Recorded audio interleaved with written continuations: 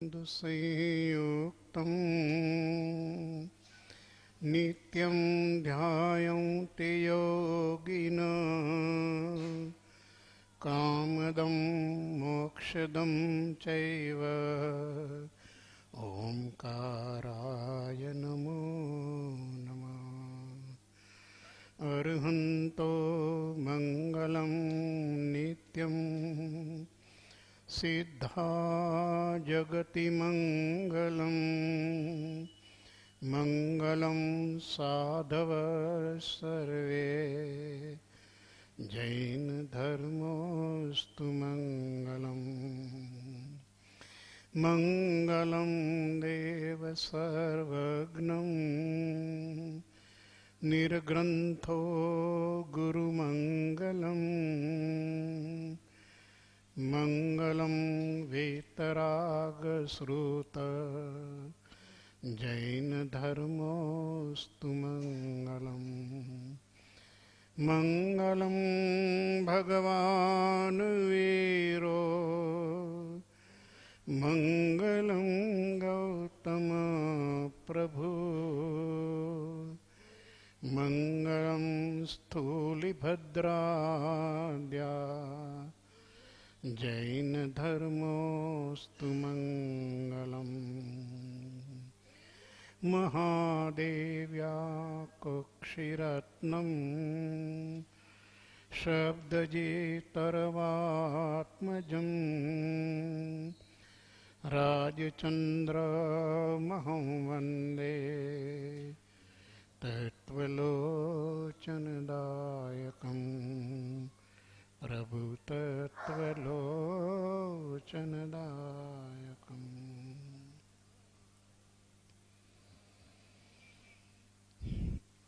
श्रीमद राजचंद्र ज्ञान मंदिर राजकोट रविवार तारीख 7 डिसेम्बर 2014 श्रीमद राजचंद्र वचनामृत जी क्रमवार पत्र स्वाध्याय पत्रांक 715 एनो स्वाध्याय આપણો ચાલુ છે।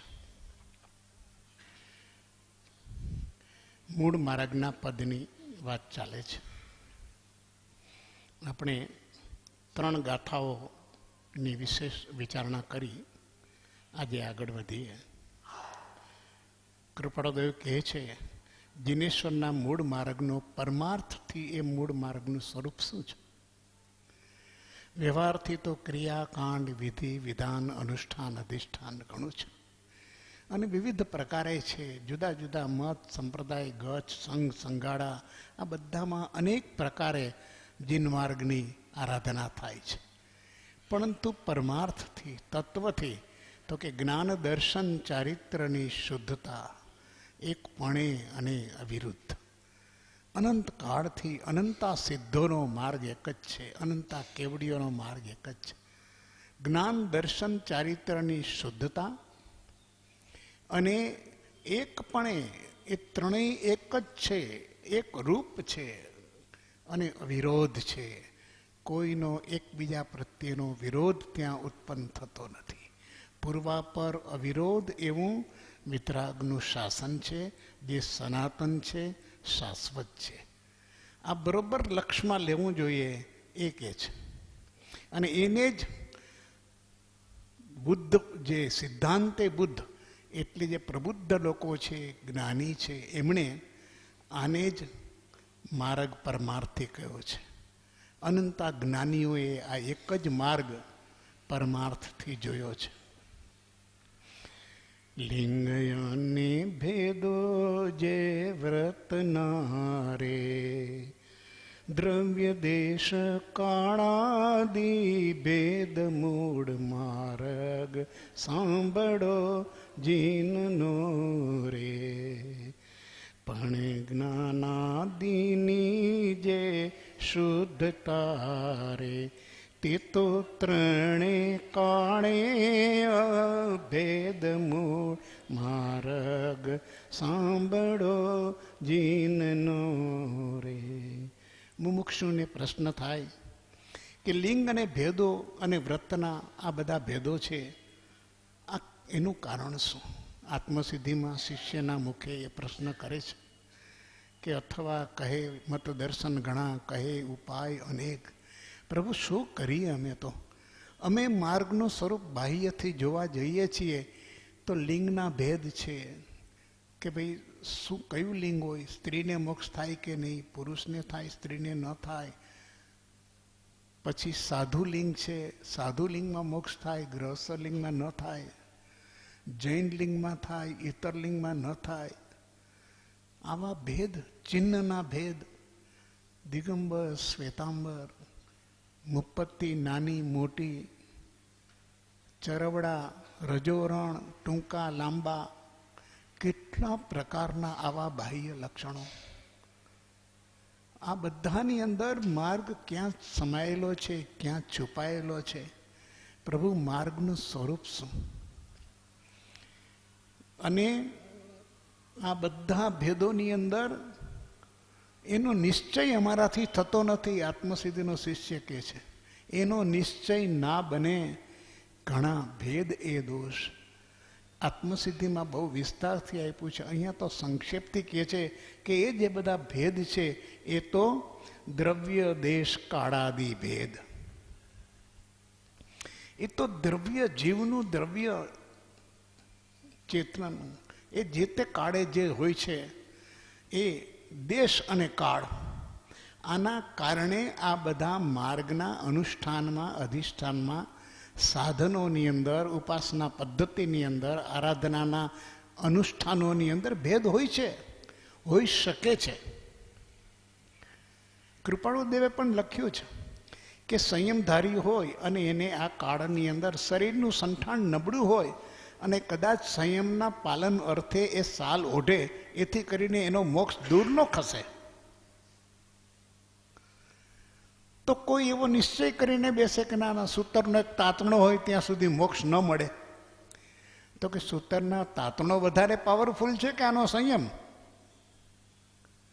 તો મોક્ષ સાધન ઉપર આધારિત થયો કે સાધના ઉપર આધારિત થયો? કેટલી બધી ગૂંચવણો ઊભી થઈ ગઈ છે. દ્રવ્ય, કોઈ દ્રવ્ય નબળું હોય, સંઠાણ નબળા હોય. દેશ, જે તે દેશની અંદર, આજે આપણે આર્યાવર્તની અંદર, ગુજરાતની અંદર, અન્ય પ્રાંતની અંદર જુદું જુદું જરા પદ્ધતિ હોય છે. અને યુગ પુરુષો, યુગ પ્રધાન આચાર્યો લોકોને એના આત્મિક ઉત્થાન તરફ લઈ જાય છે, બહારના તરફ ક્યારેક ગૌણ કરે છે. તો એ ગૌણતા એમાં કંઈ મોક્ષ માર્ગને બાધારૂપ નથી. બીજા દેશોની અંદર પણ આવી પરમાર્થની સાધના ચાલતી હશે અને થઈ શકે છે. આનું નિષેધ નથી. દેશ કાળાદિ, કાળ પ્રમાણે પણ ભેદ હોઈ શકે છે. જે ચોથા આરાની અંદર જે યમ નિયમો હતા, પાંચમા આરાની અંદર ભગવાને થોડું એની અંદર બદલ કર્યો, ચાલી શકે છે. એ બધા ભેદ છે. એ તો દ્રવ્ય, દેશ અને કાળ, આરાધક, પછી સ્થાન, ક્ષેત્ર અને જે કાળ છે તે વર્તમાન, એને કારણે છે. પણ જ્ઞાનાદિની જે શુદ્ધતા રહે તે તો ત્રણેય કાળે અભેદ. જ્ઞાનાદિ એટલે જ્ઞાન, દર્શન અને ચારિત્ર. આદિ શબ્દ છે. જ્ઞાન, દર્શન અને ચારિત્ર. સમ્યક દર્શનની જે વિભાવના છે, સમ્યક જ્ઞાનની જે સ્થિતિ છે, નિજનું જ્ઞાન, સ્વરૂપનું જ્ઞાન, પરિપૂર્ણ જ્ઞાન, શુદ્ધ આત્મતત્વનું જ્ઞાન, જે જગતગુરુ હેમચંદ્રાચાર્યજીએ કુમારપાળને સમજાવવા માટે થઈને વિતરાગ સ્તવની રચના કરી. એ વિતરાગ સ્તવની જો 20 પ્રકાશ એમાં આપ્યા છે. એ જો વાંચન કરવામાં આવે, અને સાદું છે, વાંચી શકાય, બહુ પ્રચલિત છે સ્તુતિ તરીકે.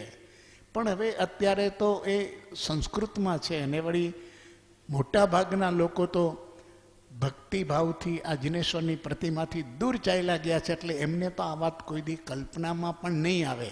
પણ એ 20 પ્રકાશમાં હેમચંદ્રાચાર્યજીએ કુમારપાળને જે સ્વરૂપ સમજાવ્યું છે પરમાત્માનું, એ વિતરાગ સમજાવ્યું છે. ત્યાં નથી લીધા ઋષભદેવ, નથી લીધા પાર્શ્વનાથ, નથી લીધા મહાવીર સ્વામી. વિતરાગનું એક એક પ્રકાશની અંદર એક એક સ્વરૂપ, એનું સ્વરૂપ શું છે? અને જ્યારે વિતરાગનું પૂર્ણ સ્વરૂપ સમજાય ત્યારે સાધના આપણી બિલકુલ સચોટ થાય છે. કારણ કે એમાં કોઈ પણ પ્રકારનો વિકલ્પ નથી આવતો, સ્થિર થઈ જાય છે મન. તો વિતરાગનું સ્વરૂપ સમજવું પડે. એ જ્ઞાનાદિ, જ્ઞાન, દર્શન અને ચારિત્ર, આ વિતરાગનું શુદ્ધ સ્વરૂપ સમજવું પડે. એ ત્રણેય કાળની અંદર એક જ છે.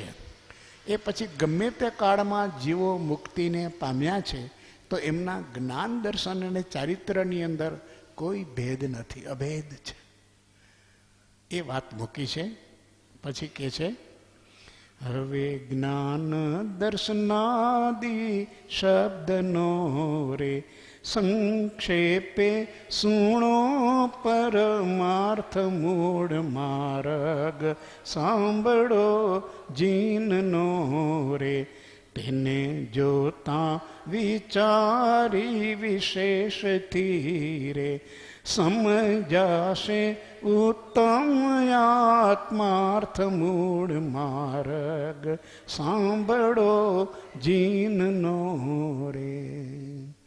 કેવી શૈલી છે, ક્રમશઃ આવે. એક એક વસ્તુ એવી બતાવે છે કે આ જ્ઞાન, દર્શન, ચારિત્રની પહેલાં એકતા કીધી, હવે એનું સ્વરૂપ સમજો. એની જે શુદ્ધતા છે તે એ ત્રણેય કાળની અંદર આ અભેદ છે, પણ એનો અર્થ સમજો. હવે જ્ઞાન દર્શનાદિ શબ્દોનો રે સંક્ષેપે સુણો પરમાર્થ, શબ્દાર્થ નહીં. હજુ જગતના જીવો બાહ્ય મતિના કારણે, બુદ્ધિ પ્રધાન હોવાના કારણે શબ્દનો શબ્દાર્થમાંથી જ રોકાઈ જાય છે. એનો પરમાર્થ શું છે, એટલે પરમાર્થની દ્રષ્ટિએ એનો અર્થ શું થાય, એની સમજ શું છે.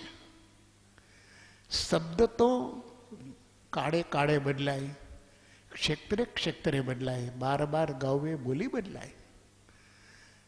તો અનેક પ્રકારની બોલી હોઈ શકે છે, ભાષા હોઈ શકે છે, ભાષાના વ્યાકરણ હોઈ શકે છે. આ બધું તો બદલાતું જાય છે, પરિવર્તનશીલ છે. આ પૂતગલ પરમાણુ છે. કેટલાય જીવોને એટલો બધો ભાષાનો આગ્રહ થઈ ગયો છે, મમત થઈ ગયો હોય છે કે એની અંદરથી એના પરમાર્થમાં જઈ શકતા નથી કે ભાઈ અહીંયા આનો પરમાર્થ, જ્ઞાનીનો કહેવાનો આશય શું છે. જે શબ્દ છે એ શબ્દના વક્તા છે, એને શું અભિપ્રેત છે. મારી બુદ્ધિમાં જે આવે તે અર્થ નથી, હું સમજું છું તે અર્થ નથી, પણ એમને શું અભિપ્રેત છે, આ શબ્દ દ્વારા આ જ્ઞાની શું કહેવા માગે છે. તો એ કહેનાર પુરુષ કોણ છે, એની પ્રતીતિ જોઈએ, એની ઓળખાણ જોઈએ. એ કયા વિષયથી કહેવા માગે છે, એનું અભિધા શું છે, કહેવાનો વિષય વસ્તુ શું છે, એના સંદર્ભમાં એનો અર્થ હોય. આપણી ચોપડીના સંદર્ભમાં ન હોય, બુદ્ધિના સંદર્ભમાં ન હોય, ડિક્શનરીના સંદર્ભમાં એનો અર્થ ન હોય. કેમ કે એ બદલાયા કરે છે, કાળે કાળે એના શબ્દો, એના અર્થો બધું બદલાયા કરે છે. એનો ક્યાંય આગ્રહ નહીં પકડવાનો. કહેનાર પુરુષનો જો ભાવ ન પકડાય, આશય ન પકડાય, તો એનો પરમાર્થ નહીં પકડાય. અને વિતરાગો પરમાર્થ સિવાય કોઈ પણ ઉદ્દેશથી કંઈ કહેતા નથી. જેમ કૃપાળુદેવે એક સરસ એક વાક્ય મૂક્યું કે મારા મહાવીરે એક પણ શબ્દ સંસાર માટે કહ્યો નથી. સંસાર યથાર્થ છે, સંસાર સારભૂત છે, એવું મહાવીરના એક પણ શબ્દમાં નહીં આવે. અનિત્ય છે તો અનિત્ય છે, અસરણ છે, અસાર છે. સંસાર ત્યાજવા યોગ્ય છે, ક્યારેય મેળવવા યોગ્ય નથી. તો આ વાત બહુ સ્પષ્ટ છે. જો એ નહીં સમજાય તો તમે ગમે તે પ્રકારના અર્થ પકડીને બેસો અને સંસારના સંબંધને આગળ કરો કે મહાવીરે આમ કર્યું હતું. જો સાંસારિક વાત હોય તો એ મહાવીરની નથી, પહેલાં એ સમજી લેતું. શબ્દનો અર્થઘટન તારું જે હોય તે, પણ ભાવ જો એનો પકડવો હશે પરમાર્થનો, તો જ્ઞાની કદાપી એમને પરમાર્થ સિવાય એ બીજી કોઈ વાત કહે નહીં. કૃપાળુદેવે એક શબ્દ પ્રયોગ પણ બહુ સરસ કર્યો છે કે અકાર્ય તે જ્ઞાની કરે નહીં. આ વાત આપણને બેસતી નથી, એટલે ક્યારે વિચારી નથી. એના ઉપર ગંભીરતાપૂર્વક જે વિચાર થવો જોઈએ એ નથી થતો. આપણે બોલી જઈએ અકાર્ય તે જ્ઞાની કરે નહીં. સૌભાગભાઈને એની સમાધાન આપવા માટે ઘણું કહે છે કે જ્ઞાની કરુણાને કારણે એની પોતાની ચમત્કૃતિથી રીધિ સિદ્ધિથી કોઈના દુઃખ દૂર કરે તો કે ન કરે, અને કરે તો એ જ્ઞાની નહીં. આટલી જબરજસ્ત, અરે પોતા ઉપરથી શ્રદ્ધા ઉઠી જાય તો ભલે ઉઠી જાય, વ્યક્તિગત શ્રદ્ધા હોય તો જવા દો, એને તત્વની શ્રદ્ધા થવી જોઈએ કે હું તારું કામ નહીં કરું સંસારિક. અરે કેટલી બધી એની નિષ્ઠા છે અને કેટલો એનો આપણે જેને કંઈક વિશ્વાસ ને રણકો છે. તો પછી આ કાલ સવારે સુભાષ પત્ર લખવાનું બંધ કરશે તો ભલે કરે. જ્ઞાનીની આ એક આટલી જબરજસ્ત ખુમારી જેને કહીએ, આનંદઘન જે કહે છે ને, ઉતરે ન કબહુ ખુમારી. અરે રાજા સામે આવે તો કે જવા દે, તારી રાણીને પુત્ર થાય કે પુત્રી થાય, આનંદઘન કો ક્યાં. આવી જ્ઞાનીની દશા આજે વર્તમાનમાં જોવા નથી મળતી. કહેવાતા જ્ઞાનીઓ સાવ નબળા, સાવ જરાક કંઈક થાય ત્યાં તો ડગી જાય, ચલિત થાય. હા જ્ઞાની કે અમે સંસાર બાબતમાં નહીં, તારો સંસાર વધે એવી વાત અમારી પાસે ક્યારેય કરવી નહીં. અને આ તો કે સાહેબ મારે ધંધો વધારવાનો છે, મુહૂર્ત જોઈ આપો, પગલાં કરી દો, આશીર્વાદ દઈ દો. આ તો તૈયાર જ બેઠા છે. ફેર છે, ફેર. ઓળખાણ હજુ થતી નથી. શબ્દથી થાય ત્યાં ક્યારેય પરમાર્થ પકડાય નહીં. જ્યારે કેનાર પુરુષના આશય સાથે ચાલીએ. કૃપાળુદેવ પણ કહે છે કે અમને ઓળખવા હોય તો અમારા વચનની પ્રતીતિ કરીને ઓળખજો. તમે અમારા વ્યવહારથી અમને જોશો તો જેવા રૂપે જોશો એવા રૂપે તમે અમને પામશો. પણ જો તમે અમારા શબ્દના અર્થથી જોશો, પ્રતીતિ કરશો વચનની, તો તમને અમારું અંતરંગ દશા, અમારો આશય શું છે. એકમાત્ર જેનો આશય પરમાર્થ સિવાય બીજું કશું નથી. આવી જ્ઞાનીની અદ્ભુત ઓળખાણ છે. આ એની શુદ્ધતા છે કે એ તો કે છે સંક્ષેપે સુણો પરમાર્થ. હું તમને અત્યારે પરમાર્થ કહું છું આ મૂળ માર્ગમાં કે જ્ઞાનનો, દર્શનનો અને ચારિત્ર શબ્દનો પરમાર્થ શું છે. શબ્દના તો ઘણા ગ્રંથ બહાર પડ્યા છે. ઘણા લોકો લખવાના બહુ જબરજસ્ત સ્વામી હોય છે સાહિત્યના, અને લખી નાખે ગમે તે વિષય ઉપર 500-700 પાના લખવા એટલે કાંઈ નહીં. એમાં પરમાર્થ ન નીકળે પાછો. આખું ચોપડી વાંચી જાઓ તો પણ એમાંથી કાંઈ સારભૂત તત્વ નીકળે નહીં. શબ્દ બહુ સરસ હોય.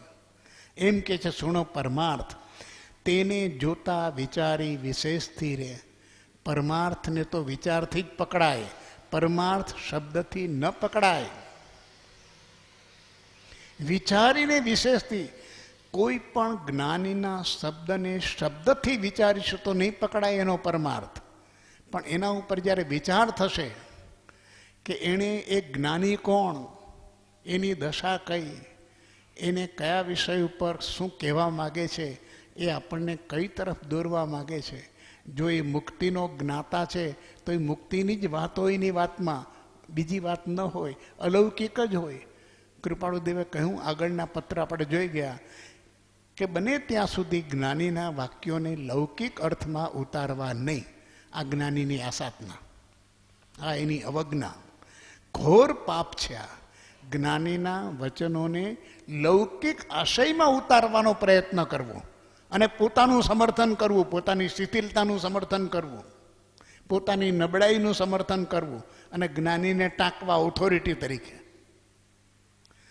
કેટલી બધી હીનતા છે. અને આ તો ધૃષ્ટતા છે પરમાર્થ માર્ગની અંદર.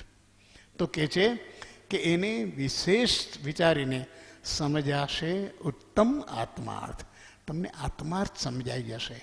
જો જ્ઞાન દર્શન ચારિત્રનો પરમાર્થ જે અમે તમને કહીએ છીએ, સંક્ષેપથી કહીએ છીએ, એ પરમાર્થ તમે સમજો અને એ પરમાર્થ તમને તમારા ચિંતનથી, અનુપ્રેક્ષાથી સમજાશે. કાનથી નહીં સમજાય, પણ અનુપ્રેક્ષાથી સમજાશે. મનન, ચિંતન અને પછી ધ્યાનમાં એ અનુપ્રેક્ષા થશે. અનુપ્રેક્ષા ધ્યાન જ્યારે થશે ત્યારે શબ્દમાંથી તમને નવો પ્રકાશ પ્રાપ્ત થશે. અને એ પ્રકાશ એને શબ્દાતીત છે, એને કોઈ શબ્દનું સ્વરૂપ છે જ નહીં, એટલે કહી શકાય પણ નહીં. અને ન કહેવાય તો એની ચિંતા ન કરવી. આપણને પાછું એ થાય કે આપણે જે સમજ્યા છીએ કોકને 1.5 ગણું કરીને સમજાવીએ તો હોદરી વળે. ભાઈ શાંતિથી જે કહેવાનું છે એટલું કહી શકાય તો કે, નકામાં ખોટા શબ્દના ફાફા મારમાં. ટૂંકમાં કે જેને સમજવું છે એને અનુપ્રેક્ષા કરવી પડશે, એને વિસ્તારથી સમજવું પડશે. અર્થાનુપ્રેક્ષા શબ્દ પ્રયોગ શાસ્ત્રમાં આવ્યા છે, યોગ બિંદુમાં અર્થાનુપ્રેક્ષા કરવી. હરિભદ્ર સુરી કહે છે કે જે સૂત્ર બોલાય ત્યારે પણ સૂત્રનો ઉચ્ચાર, વર્ણ, અર્થ અને અર્થાનુપ્રેક્ષા આ યોગનો ક્રમ છે કે સાંભળીએ ત્યારે યોગ્ય ઉચ્ચાર થવા જોઈએ, એનો વર્ણ એટલે એના શબ્દો બરોબર પકડાઈ જવા જોઈએ, અને પછી એનો અર્થ અને એનો અર્થાનુપ્રેક્ષા, સૂત્ર અને સૂત્રાર્થ આ બંને પ્રકારના શબ્દો આપણા શાસ્ત્રની અંદર વારંવાર આવે કે અનુપ્રેક્ષા કરો. એ અનુપ્રેક્ષા કરવી એ ગાઢ ચિંતન કરવું, એક જ શબ્દનું જેને કહીએ લીન બનીને એની અંદર રહેલો ગૂઢાર્થ છે એ સમજવા પ્રયત્ન કરવો. એને માટે ધ્યાનસ્થ અવસ્થા, એકાંતમાં બેસીને પ્રભુના વચનો શાંતિપૂર્વક વિચારવા. થોડા હોય, એક શબ્દ હોય, પણ પ્રભુના એક શબ્દમાં અનંત આગમ. કૃપાળુદેવે કહ્યું, અહો જ્ઞાનીના એક વાક્યમાં અનંત આગમો રહ્યા છે. તે શી રીતે? તો કે આગમ પ્રગટ થશે, તારામાંથી પ્રગટ થશે એ આગમ, પણ તું એની અનુપ્રેક્ષા કરીશ તો. વૈચારિક અનુપ્રેક્ષા, આટલું ચિંતનનું ધ્યાન એ આ જ છે.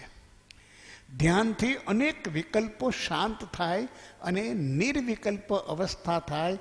જે વિષયમાં નિર્વિકલ્પ અવસ્થા થાય એ વિષય એટલે એનું પૂર્ણ જ્ઞાન, કેવળ જ્ઞાન. અને સંપૂર્ણ નિર્વિકલ્પતા સંસાર પ્રત્યેની થાય ત્યારે કેવળ જ્ઞાન પ્રગટે, જેને આપણે જ્ઞાનીઓનું કેવળ જ્ઞાન કહીએ છીએ, 13મું ગુણસારક. પણ એક એક વિષયની અંદર નિર્વિકલ્પતા થાય.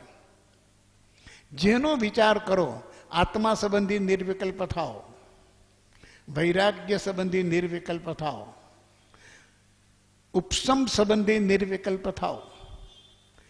એ નિર્વિકલ્પતા છે નહીં, એને કારણે થઈને આપણે કુદાકુદ અહીં ત્યાં કર્યા જ કરીએ છીએ. આપણું મન કેટલું ચંચળ છે, અને એમાંય ચંચળ થાય. વૈરાગ્યના વિષયોમાં પણ ચંચળ, કારણ કે હજુ એને નિર્વિકલ્પતા થઈ નથી. અસંગ એટલે અસંગ, પછી એની અંદર શું આસંગ? નહીં, કોઈ સંગ ન હોઈ શકે. એમાં કઈ તને એમાં વિકલ્પ શેનો છે? તો જ્યાં જ્યાં સંઘની વાત આવી તો પરમાર્થ સાથે એ અસંગત છે, વિસંગત છે, એ પરમાર્થ સાથે સુસંગત નથી. કૃપાળુદેવે કહ્યું કે એ જ સંપ્રદાયની અંદર જીવોની મુક્તિ સંભવે કે જ્યાં અસંગ દશા હોય, બધી ક્રિયાઓ અસંગપણે થતી હોય, અને જીવોનું ચિત્ત જ્ઞાન દશા ઉપર હોય. કેટલું બધું આપણને સ્પષ્ટ રીતે માર્ગદર્શન આપ્યું છે, પરંતુ ચૂકી જવાય છે, અને તરત જ સંઘમાં, સાધનોમાં લોભાઈ જવાય છે, આકર્ષાઈ જવાય છે, અને એનો જ મહિમા ગાવાનું શરૂ કરી દઈએ છીએ. આપણે ખ્યાલ નથી કે તું શું કરસ. ભગવાનના માર્ગથી તું વિપરીત પ્રરૂપણા કરસ. આને જ કહેવાય ઉત્સુત્ર પ્રરૂપણા. તો કે છે કે તેને જોતા વિચારી વિશેષથી રે, સમજાશે ઉત્તમ આત્માર્થ. તને આત્માર્થ સમજાઈ જશે. જે સાધવાનો છે તે આત્માર્થ, જે પ્રાપ્ત કરવાનો છે તે આત્માર્થ. આત્માર્થ નહીં હોય તો શેની સાધના કરીશું? અનાત્માની. અને અનાત્મામાં આખું જગત આવી જાય છે. એટલે કૃપાળુદેવે એક પત્રમાં કેટલું સ્પષ્ટ લખ્યું કે તમને આ બોધ બીજ જાગી જવું જોઈએ. વિચારથી, જ્ઞાનીના આ બધા બોધથી. બોધ બીજ શું? તો કે આ આત્મભાવ છે, આ અન્ય ભાવ છે. સ્પષ્ટ આ આત્મભાવ છે, આ અન્ય ભાવ છે. આત્માર્થ જાગે ત્યારે અન્ય ભાવ સ્પષ્ટ પકડાય, અને જીવનની અંદર ભેદ દ્રષ્ટિ શરૂ થાય. અને ભેદ દ્રષ્ટિ શરૂ થાય એટલે વિવેક જાગે કે શું કરવું યોગ્ય છે અને શું ન કરવું યોગ્ય છે. 299માં સમજાવ્યું કે ભાઈ એકવાર જીવ લક્ષ્ય સાથે જોડાઈ જાય પછી એને શું કરવું અને શું ન કરવું એ સમજાય છે, સમજાતું જાય છે, એમ શબ્દ લખ્યો છે. એકવાર દ્રષ્ટિ સ્પષ્ટ આવી, પ્રભુના બોધમાંથી આશય દ્રષ્ટિ આવી, પરમાર્થ દ્રષ્ટિ આવી, એટલે ઘણીવાર હું કહું છું કે આપણે પરમાર્થનું ગમે તેટલા કાર્યો કરતા હોઈએ પણ પરમાર્થ દ્રષ્ટિ ન આવી હોય તો એ કાર્યનું ફળ આપણને ઈચ્છિત મળતું નથી, કારણ કે આપણી દ્રષ્ટિ વિષમ છે. વિષમ દ્રષ્ટિથી કરેલું કોઈ કાર્ય એ પ્રકારનું સમફળ આપી શકે નહીં. તો પરમાર્થ દ્રષ્ટિ પહેલાં તો સમજાશે ઉત્તમ આત્માર્થ, પહેલાં આત્માર્થ સમજવો પડશે. જ્ઞાની કહે છે ઉત્તમ રીતે સમજાશે, અમે તમને કહીએ છીએ. એને સમજવા માટે શું કીધું? એને જોતા વિચારી વિશેષથી રહે. પ્રક્રિયા કેવી સરસ કીધી, કર વિચાર તો પામ. એને માટે થઈને બીજી કોઈ પ્રક્રિયા ન આપી. તો વિચાર,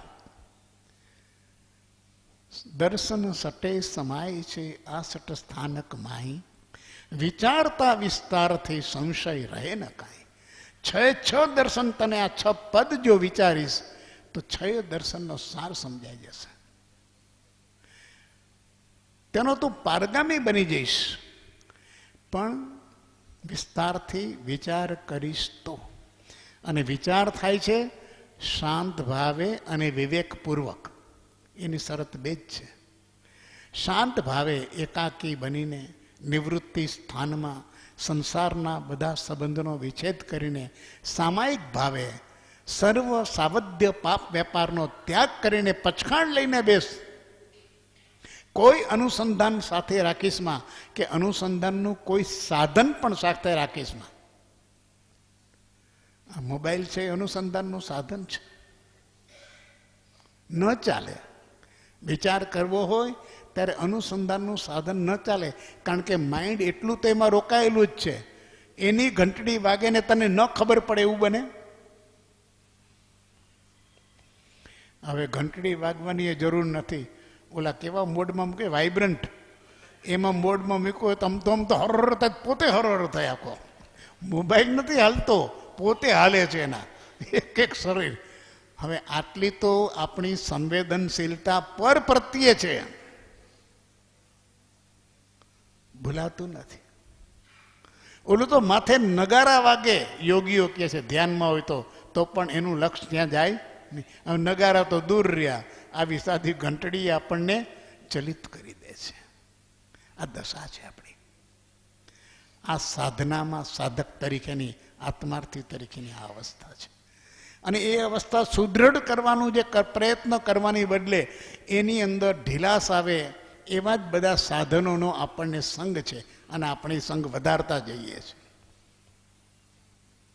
સર્વસંગ પરિત્યાગ કરનારો પણ એક મોબાઈલ વાળાને ભેગો રાખે કે મારે મોબાઈલમાં હું વાત નહીં કરું, પણ તું વાત કર અને મને કહે, અને પછી હું કહું એટલે એને કહે. અને પાછું કે હું કંઈ સ્પર્શ કરતો નથી. અરે તમે સ્પર્શ કરો કે બી ન કર્યો, કર્યું કરાવણ ને અનુમોદન, આ બધું એને જે કીધું છે ને આ અર્થમાં સમજવાનું છે કે પછી તો વસ્તુ એ નહીં રહી. સંસાર સાથેનો સંગ તો અહીંયા ને રહ્યો, નિસંગતા ક્યાં રહી? તો નિસંગતાથી આત્મતત્વ તરફ જવાય છે. આ એકેય વસ્તુનો વિચાર ક્યાંય નથી. ઉપર છલું બધું ચાલે છે, અને ઉપર છલું જોઈને આપણે પણ એના ગુણગ્રામ કર્યા કરીએ છીએ, તાલીઓ વગાડીએ છીએ. ન હોય, આ માર્ગ નથી. માર્ગ દિન પ્રતિદિન આ આછો થતો જાય છે, ઘસાતો જાય છે.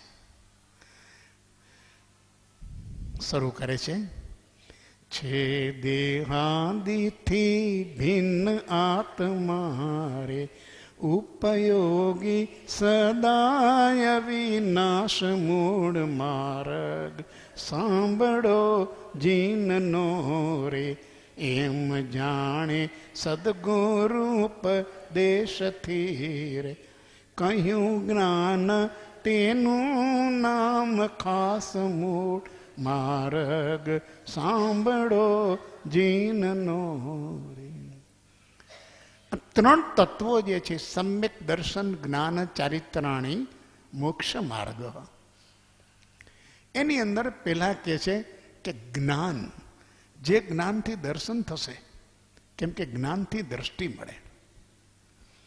જગતના અભિપ્રાયથી જીવ બોધ પામ્યો હોય એને સંકેત ન થાય, પણ જ્ઞાનીના અભિપ્રાયથી બોધ પામે એને સંકેત થાય. તે જિજ્ઞાસુ જીવને થાય સદગુરુ બોધ. પેલા સદગુરુનો બોધ તો મળવો જોઈએ, પછી સંકેત થશે. એટલે એ બોધ છે એક સમ્યક જ્ઞાનની આ પૂર્વ ભૂમિકા છે. પછી પોતાને થતું જ્ઞાન એ સમ્યક દર્શનના આધારે થાય છે. પણ પેલો એ સંકિતી છે, જે કહે છે, જેનો બોધ છે એ જ્ઞાની છે, જ્ઞાનીનો બોધ થાય. તો અહીંયા સરસ વાત મૂકી છે કે છે દેહાદિથી ભિન્ન આત્મા રે, ઉપયોગી સદા અવિનાશ. આત્મા જ સમજવો છે તો આત્માનું સ્વરૂપ અત્યંત ટૂંકામાં, સંક્ષેપમાં કૃપાળુ દેવે કહ્યું છે કે આત્મા તો ભાઈ અરૂપી છે, અમૂર્ત છે, અદ્રશ્ય છે. સાહેબ, આને સમજવા માટે તમે અમને કેવી રીતે અમારે ઓળખવો, કેવી રીતે સમજવો, કંઈ દેખીએ તો ઓળખીએ? તો એને માટે સરસ કહે છે, વસ્તુ જે અરૂપી છે એને પકડવી હોય તો એના લક્ષણથી પકડાય. જો વસ્તુનું અસ્તિત્વ છે તો ભલે દેખાય નહીં, પણ એનું લક્ષણ હોય. હવા દેખાતી નથી, પણ હવાનું લક્ષણ છે કે પવન પડી ગયો છે, બફારો ઘણો છે. સુગંધ દેખાતી નથી, પણ એનું લક્ષણ છે, ઓહો કંઈક સરસ મજાનું કહો કે અહીંયા કંઈક ફૂલ ખીલા લાગે છે, આપણે બગીચા પાસેથી પસાર થઈ રહ્યા છીએ. મેલાની ગાડી હમણાં અહીંયા મ્યુનિસિપાલિટીની નીકળે તો બધાને તરત જ ખ્યાલ આવે કે આપણે કંઈ જોતા નથી, પણ લક્ષણ છે કે કંઈક ગંદકી પસાર થઈ રહી છે. જ્યારે કોઈ વસ્તુ દ્રશ્યમાન ન થાય અને જો હોય, વસ્તુ હોય, વસ્તુનું અસ્તિત્વ હોય, તો એને જાણવા માટે એનું કાંઈ રૂપ એ એક જ સાધન નથી, એના લક્ષણો છે. હવે આ સાદી વાત એની અંદર બધા અટવાઈ ગયા છે. બુદ્ધિશાળી લોકો ખાસ અટવાઈ ગયા છે કે હું તો જોઉં તો જ જાણું, તો જ માનું. અરે પણ તારે માનવાની ક્યાં છે? જે નથી માનતો તું, જેનું તને સુવાસને માને છે, સુગંધને માને છે, વાયુને માને છે, કેટલી વસ્તુ તું જોતો નથી, દેખાતી પણ નથી, છતાં એને એના લક્ષણથી વસ્તુનું અસ્તિત્વ છે એ નક્કી કરે છે. અરે ઘરની અંદર ઉંદર ક્યાંક મરી ગયો હોય અને એની વાસ આવતી હોય તો નહીં કહે કે દેખાતો નથી, પણ કંઈક જરૂર કંઈક ઘરમાં વાસ આવે છે. ગેસ ખુલ્લો રહી ગયો હોય અને વાસ આવતી હોય, દેખાય છે ગેસ? કાંઈ દેખાતો નથી, પણ જ્યાં જાતા આવે તરત કે કેમ ખુલ્લું રહી ગયું લાગે છે, કંઈક વાસ જો બંધ કરો બધું. ક્યાંથી ખબર પડી? આ તારી સંજ્ઞા લક્ષણથી છે. આત્મા અરૂપી છે, આત્મા અદ્રશ્ય છે, આત્મા અમૂર્ત છે, નિરાકાર છે. આને તું જોવા જઈશ ઇન્દ્રિયો વડે, તારી 5 ઇન્દ્રિયો વડે, તો નહીં દેખાય. આંખથી નહીં દેખાય, કાનથી સંભળાશે નહીં, નાકથી તું એને સૂંઘી શકીશ નહીં, વાણીથી સ્વાદી શકીશ નહીં, અને શરીરથી સ્પર્શી શકીશ નહીં. એવું આત્માના કેમ કે પૂદગલના એ લક્ષણ છે. રૂપ, રસ, ગંધ, વર્ણ અને શબ્દ એ પૂદગલના છે, આત્માના નથી, ચેતનના નથી, જડના છે. તો એને માટે થઈને તારી બધી જ વિધિઓ છે કામ આવશે, પણ એ આત્મા સંબંધમાં નહીં આવે. આત્માને તારે ઓળખવો હશે તો તારે તારા જ્ઞાન ચક્ષુથી ઓળખવો પડશે. એમાં તારા ચર્મચક્ષુ નહીં ચાલે. બિના નયન પાવે નહીં, બિના નયન કી બાત. આ બિના નયનની વાત છે, પણ એને નયન તો જોશે જ પાછા ભાઈ. પણ કયા નયન? તો કે નયન તે દિવ્ય વિચાર. એ જ્ઞાનીના બોધમાંથી તને જે વિચાર ચક્ષુ પ્રાપ્ત થયા છે એ વડે તું ચિંતન મનન કરીશ અને જોઈશ તો તને આત્મા પણ એના લક્ષણથી દેખાશે. તો લક્ષણથી લક્ષ્ય સિદ્ધ થાય.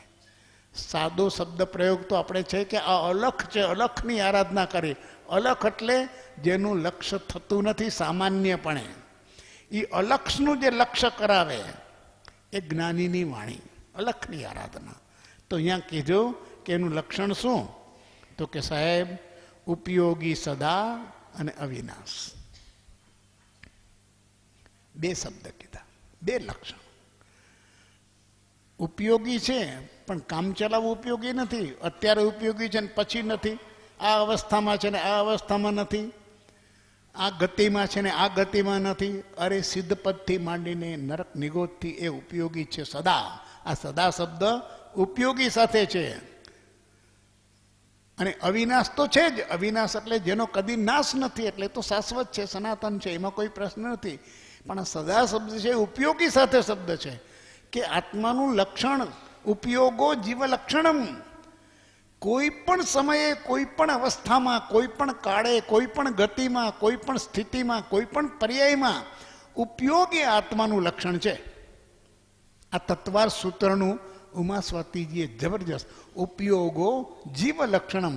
તારે જીવ અને અજીવ એ બે વચ્ચે ભેદ કરવો હોય તો એક ભેદ એવો છે કે એ જીવ ગમે તે અવસ્થામાં હોય, ગમે તે ગતિમાં હોય, ગમે તે પર્યાયમાં હોય, ગમે તે કાય હોય, એકેન્દ્રિયથી પંચેન્દ્રિય સુધી હોય, ત્રસકાય હોય, સ્થાવરકાય હોય, ચારે ગતિમાંથી જ્યાં હોય, 84 લાખ યોનિમાંથી જ્યાં હોય ત્યાં, અને 14 રાજલોકમાં જ્યાં હોય ત્યાંથી એનું એક લક્ષણ સતત સદૈવ એની સાથે જ છે. જીવ જ્યાં છે ત્યાં ઉપયોગ એનું લક્ષણ છે. ઉપયોગથી એને બોધ થાય, સંવેદના થાય. આ જીવ ગમે તે પ્રકારનો દુઃખથી હટે, સુખ મેળવવા પ્રયત્ન કરે, કષ્ટથી ભાગે, ભયસંજ્ઞાથી ભાગે, પોતાનું જીવિત્વનું રક્ષણ કરે. આ બધા ઉપયોગના લક્ષણ છે. બોધ થાય, લાગણી થાય, સંવેદના થાય. જડને કદી કોઈ ચીજનું ભાન ન થાય, પર ચીજનું.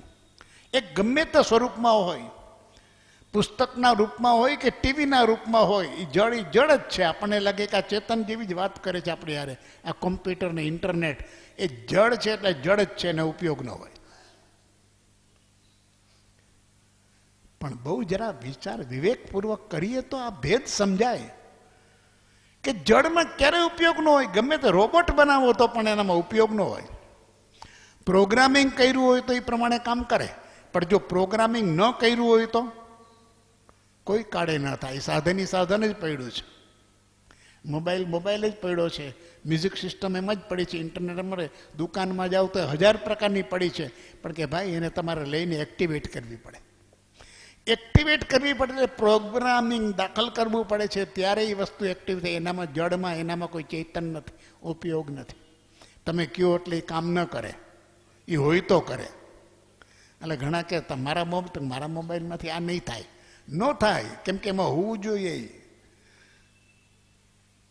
ઉપયોગી સદા. આ જીવ એવો છે કે એનું આવિર્ભાવ તત્વ ઉપયોગનું છે. એમાં એ પહેલેથી એનો સ્વભાવ સહજ છે. ઉપયોગી એનું સહજ લક્ષણ છે, સ્વાભાવિક લક્ષણ છે. એ કોઈ આવ્યું નથી, આગંતુક નથી કે જે વયું જાય. જો દાખલ કર્યું હોય તો આ ઉપયોગ કદી ન જાય. એ નિગોદમાં ન જાય અને એ સિદ્ધપદની પ્રાપ્તિ કરે તો પણ એના ઉપયોગ રહિત થાય નહીં. એટલે કે જીવનો ક્યારેય નાશ ન થાય. મુક્ત થાય તો પણ એનો ઉપયોગ છે. એ ત્યારે પોતાના અનંત સમાધિ સુખને ભોગવે છે. એનો ઉપયોગ છે જ. ઉપયોગી સદા અને અવિનાશ. એનો કોઈ કાળે નાશ થાય નહીં. કોઈ સંયોગોથી નહીં જેની ઉત્પત્તિ થાય, નાશન તેનો કોઈમાં તેથી નિત્ય સદાય. આ અવિનાશ છે, નિત્ય છે, શાશ્વત છે, સનાતન છે. કારણ કે એનો નાશ ન થાય, કારણ કે આની ઉત્પત્તિમાં કોઈ સંયોગો નથી. આ કોઈ સંયોગોના મિશ્રણને કારણે ઉત્પન્ન થયેલી કોઈ નવી અવસ્થા નથી. સહજ છે. આનો નાશ કદી ન થાય. અવિનાશ છે. આત્મતત્વ અવિનાશી છે. સહજાનંદી સિદ્ધ સ્વરૂપી અવિનાશી હું આત્મ સ્વરૂપ. આવી શ્રદ્ધા જેને થાય એને મૃત્યુનો ભય ન હોય. પણ જ્યાં શબ્દ છે પણ શ્રદ્ધા નથી. તો બે લક્ષણ આપ્યા છે, ઉપયોગી સદા અવિનાશ. એમ જાણે સદગુરુ ઉપદેશથી રે કહ્યું જ્ઞાન તેનું નામ ખાસ. કૃપાળુ દેવે તો સંક્ષિપ્તમાં પણ સચોટ વાત કહેવાની શૈલી એ શ્રીમદ રાજચંદ્રની. તે કહ્યું તેનું નામ ખા, આને જ્ઞાન કહેવાય, આને જ્ઞાન કહેવાય. કેમ કે એમ જાણ્યું સદગુરુ ઉપદેશથી રે. ભાઈ, તે ચોપડી વાંચીને દેહ ને આત્મા જુદા છે, તે અજ્ઞાનીની વાણી સાંભળીને દેહ ને આત્મા જુદા છે, તે છાપાની પૂર્તિઓ વાંચીને દેહ ને આત્મા જુદા છે. એમ નક્કી કર્યું હોય ત્યાં સુધી તને પ્રતીતિ નહીં થાય. તને જ્યારે આવું જુદાપણે ને આત્માપણે કહેનાર કોઈ પુરુષ મળે કે જેણે દેહને આત્મા જુદો જાણ્યો છે, અને જે કહેનારો આત્મા પણ કહે છે ને તું સાંભળ ત્યાં તને એમ થાય કે આ આત્મા થઈને બોલે છે, આ દેહથી નથી કહેતો, આ શબ્દથી નથી કહેતો. બોલનાર પુરુષ, આ પ્રભુશ્રી બહુ સરસ કહેતા કે આત્મા થઈને આત્મા બોલ્યો તો બસ. કહેનાર પુરુષ આત્મા હોવો જોઈએ. સદગુરુના લક્ષણો બીજા ગમે તેટલા હોય, પણ આત્મજ્ઞાન ન હોય તો વાત પૂરી થઈ ગઈ, હિસાબ પૂરો થઈ ગયો. એ આ શ્રેણીમાં આવતો જ નથી. આત્મા સદગુરુનો બોધ થાય તે જિજ્ઞા દશા ગમે તેટલી થઈ છે. જોગાનું જોગ શબ્દ બહુ સરસ છે. દશા ગમે તે થઈ છે, પણ જ્યાં સુધી એને આ સદગુરુનો જોગ, બોધનો જોગ નથી થતો, ત્યાં સુધી એ તત્વને પામતો નથી. અહીંયા એ વાત એટલી બધી ગૂઢ રીતે, બહુ સરસ સચોટ રીતે કીધી છે કે એમ જાણે સદગુરુ ઉપદેશથી રે. આ સદગુરુનો ઉપદેશ, એના પ્રકાર ભેદ હોઈ શકે છે. એકાંત નહીં પકડવાનો. એ સદગુરુ આપણને વિદ્યમાન રૂપે હોય તો કે, અને એ સદગુરુ શાસ્ત્ર રૂપે પણ કે. જ્યારે વાણી સંભળાય ત્યારે કહેનાર પુરુષની પ્રતીતિ સાથે આપણું અનુસંધાન હોવું જોઈએ. હું આગમ વાંચું છું ત્યારે મહાવીરની વાણી વાંચું છું, હું વચનામૃત વાંચું છું ત્યારે પરમ કૃપાળુ દેવને વાંચું છું, અથવા પોતાના જે ગુરુ હોય તે. પણ આત્મ પ્રાપ્ત હશે તો જ ચમકારો થશે, નહીં તો નહીં થાય. નહીં તો કોરો ધાકડ જેવો, વર્ષોના વર્ષો જેવો એનો ગુરુ કોરો, એવો એનો શિષ્ય કોરો, એમાં નવાઈની વસ્તુ છે. એમ જાણે સદગુરુ ઉપદેશથી રે. સદગુરુ એ જ છે કે જેણે આવો આત્મા અનુભવ્યો છે, અને આત્મા થઈને બોલ્યો છે કે દેહને આત્મા ભિન્ન છે. પ્રભુશ્રી કહેતા કે પ્રભુ આપની વાત સાંભળીએ ત્યાં તો અમારા રોમે રોમની અંદર ઉલ્લાસ આવી જાય છે. અને બધું વાત ઘણીવાર વિચારી હોય, ઘણીવાર સાંભળી હોય, વાંચી હોય શાસ્ત્રોમાં, પણ પકડ ન આવે. પણ તમારા પત્રમાં કંઈ આવે એટલે ખલાસ. એનું કારણ કે કૃપાળુદેવની વાત સાંભળે છે એવું પ્રભુશ્રીને એટલી બધી આત્મસાત થતા હતા. પછી પત્ર તો ગમે ત્યાંથી લખાય, મુંબઈથી લખાય કે ઈડરથી લખાય, એને કાંઈ એવો ભેદ નહોતો કે સામે હોય તો જ એટલું જ સમજાણું, અને કૃપાળુદેવ સામે ન હોય ત્યારે કાંઈ નથી પકડાયું. આવા પ્રત્યક્ષ પરોક્ષના પ્રમાણ ગાંડપણના એની પાસે નહોતા. એને તો પ્રભુના વચન એટલે પ્રભુ બોલે છે. આવી રીતે એમ જાણે સદગુરુ, એના સદગુરુના બોધથી જે જાણે છે, આત્માથી જે જાણે છે કે આત્મ સ્વરૂપ પુરુષે મને આ વાત કરી છે, કહ્યું જ્ઞાન તેનું નામ ખાસ. આ જ્ઞાન કહેવાય વિશેષ અવસરે.